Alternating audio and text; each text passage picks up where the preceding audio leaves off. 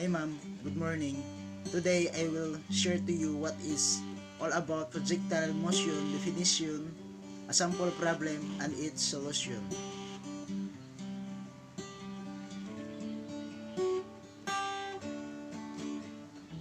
Projectile motion is the motion of an object thrown into the air.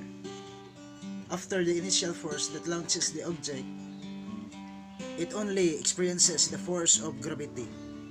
The object is called a projectile and its path is called its trajectory. And then the projectile motion problem and its solution I will share to you is by the presentation of JC Mays. Watch and learn.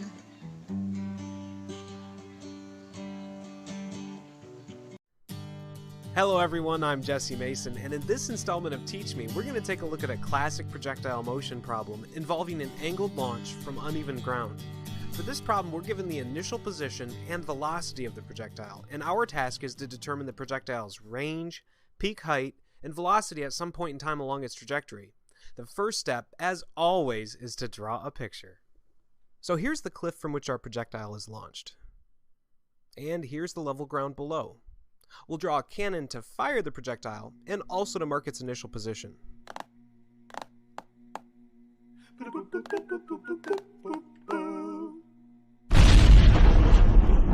And there's our trajectory. And we're done with the picture. Not much to this one. Yet. So what are our knowns and unknowns? To start, we're given the height of the cliff, which is to say the initial vertical displacement. And that's 100 meters. Of course, we've already implied our coordinate system, but we need to be explicit and include it on our drawing. Next, we're given the magnitude of the launch velocity, the initial speed of our projectile, 30 meters per second. We're also given the direction of the launch velocity, so we'll label the angle between the velocity vector and the horizontal as theta, and theta is equal to 20 degrees. So there are some of our knowns. There are a few more that are implied, and we'll address them shortly. The first unknown we're tasked with determining is the projectile's horizontal displacement upon impact, its range. We'll label this x. And by doing so, we've implied the location of the origin, so let's indicate that on our picture. Now it should be clear to see that our projectile's initial position along the x-axis is 0 meters. We'll label the maximum vertical displacement, that is to say our peak height, as y-max. Lastly, we're looking for the projectile's velocity 2 seconds after launch. We're going to guess that the projectile, a cannonball in this case, would be somewhere around here at that time. Accuracy with our guess is unimportant because the equations will tell us the rest of the story. So at this point in the trajectory, the instantaneous velocity looks something like this. We're after the magnitude and the direction, so we'll label the angle between the velocity and the horizontal as phi. Phi? Phi? Phi, fo, fum, whatever, it's all Greek to me. And let's not forget to jot down the given time for this part. Since we'll be looking for each component of the projectile's velocity separately, we'll break v into v sub x and v sub y. And while we're at it, let's resolve our initial velocity into its constituent x and y components as well. So here's our given launch velocity, v sub o. In the vertical direction, we have v sub o sub y, and in the horizontal, we have v sub o sub x. And here's the given launch angle theta. Since we'll eventually be writing these components in terms of v sub o and theta, we'll write their trigonometric relationship right here. Let's see, so the y component of v sub o is opposite theta, so it's equal to v sub o sine theta. And the x component of v sub o is adjacent to theta, so it's equal to v sub o cosine theta. By the way, we've got an implied known that should be listed, the acceleration due to gravity. What value should we use for g? Or more to the point, is the magnitude of g positive or negative? Well, it all depends on our coordinate system, so we need to compare the acceleration vector to our chosen coordinate system. What's the direction of the acceleration vector? Downward, of course. Since we align the positive y-axis with the upward direction, and the acceleration vector is downward, that means that the magnitude of g for this problem will be negative 9.8 meters per second squared. Okay, we're finished with identifying the knowns and unknowns. Now we're ready to move on to the next step, selecting the appropriate equations for our problem. Since we're dealing with projectiles and ignoring the effects of air resistance, the kinematic equations, namely the displacement equation and the velocity equation, are entirely sufficient to analyze the motion of our projectile. Of course, our projectile is moving through 2 dimensions, so, with a nod of appreciation to Galileo, we'll apply these equations to each direction separately. So, in the x direction, starting with the displacement equation, instead of s, we have x equals 1/2 a sub x, that's the acceleration in the x direction, times t squared, plus v sub o sub x, the x component of the initial velocity, times t plus x sub o, the initial horizontal position. Before moving on, we're going to simplify this equation. A projectile's horizontal motion is unaccelerated, so we can set a sub x to 0. We've defined v sub o sub x as v sub o cosine theta, and x sub o is 0. So the displacement equation in the x direction simplifies to x equals v sub o cosine theta t. We'll label this equation 1 and set it aside for now. Now we apply the velocity equation to the x direction, and we get v sub x equals v sub o sub x plus a sub x times t. We'll set v sub o sub x to v sub o cosine theta, and again the horizontal acceleration of a projectile is 0. So the velocity equation in the x direction simplifies to v sub x equals v sub o cosine theta. We'll label this equation 2 and set it aside. Okay, so now we'll apply the kinematic equations to the y direction. The displacement equation becomes y equals 1/2 a sub y t squared plus v sub o sub y t plus y sub o. First, a sub y, the acceleration in the y direction, is the gravitational acceleration of a projectile, so we can set that to g.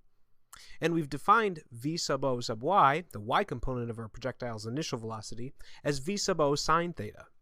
So the displacement equation in the y direction simplifies to become y equals 1/2 gt squared plus v sub o sine theta t plus y sub o. Label that equation 3, and we're almost done. The velocity equation in the y direction is v sub y equals v sub o sub y plus a sub y times t. Again, v sub o sub y was defined as v sub o sine theta, and a sub y is just g. So our fourth and final equation is v sub y equals v sub o sine theta plus gt. These 4 equations now constitute what we call our toolbox. Every handyman knows you got to have the right tools for the right job. The same goes for projectile motion. Simplifying the displacement and velocity equations for each direction is selecting the right tools. And with these tools, we can determine everything we want to know about our projectile's motion and trajectory.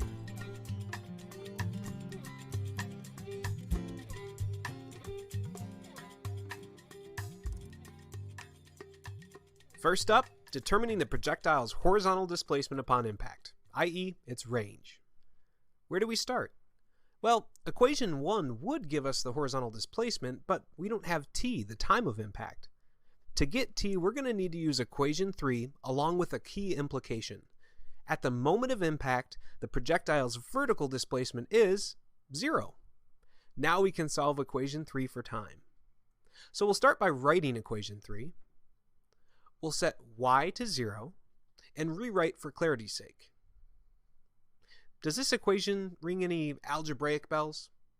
Perhaps if we recall its more general form and solution. If 0 equals at squared plus bt plus c, where a, b, and c are all constants, then t equals negative b plus or minus the square root of b squared minus 4ac all over 2a. Yep, that's how I remember the quadratic formula.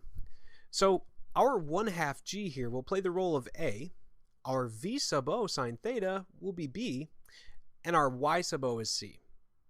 So t equals negative v sub o sine theta plus or minus the square root of quantity v sub o sine theta and quantity squared minus 4 times 1/2 g y sub o, all divided by 2 times 1/2 g. Thank you. Thank you very much. Simplifying just a few terms and then inserting our values, we find that t equals negative 3.59 seconds, or positive 5.68 seconds. The negative value is not useful for this problem. Negative time? What does it mean? So we'll lovingly discard it. Now we proceed with equation 1, write it out here, and insert the appropriate values. 30 meters per second, cosine 20 degrees, and for time we use 5.68 seconds from equation 3. And we get a horizontal displacement of 160.1 meters. All things considered, not an unreasonable range. Okay, now let's determine the maximum vertical displacement of our projectile, that is, the peak height of its trajectory. We'll use equation 3 to determine this value, but we first need to obtain the time which corresponds to this moment. To obtain the time, we need to recognize that the moment our projectile crests its trajectory, the vertical component of its velocity is 0. Using this value, along with equation 4, will give us the time at which our projectile reaches its peak height. Okay, solving equation 4 for time, we get t equals negative v sub o sine theta divided by g. Inserting our values, we find that at 1.05 seconds, our projectile levels out and begins its descent, so to speak. Now we'll insert this time into equation 3 to determine the maximum vertical displacement of our projectile. And when we assign our values to the variables, using 1.05 seconds, the time coincident with Ymax for t, we find that our projectile reaches a peak height of 105.4 meters. Not very impressive, but very reasonable given our shallow launch angle. Lastly, we'll determine the projectile's velocity 2 seconds after launch. We'll need to determine the x and y components separately, so starting with v sub x, we'll use equation 2. v sub x equals v sub o cosine theta. Using the aforementioned known values, we get 28.19 meters per second for the horizontal component. We'll use equation 4 to determine the vertical component. Inserting our known values, including the time in question, 2 seconds, we get a value of negative 9.34 meters per second for v sub y. What's up with that negative sign?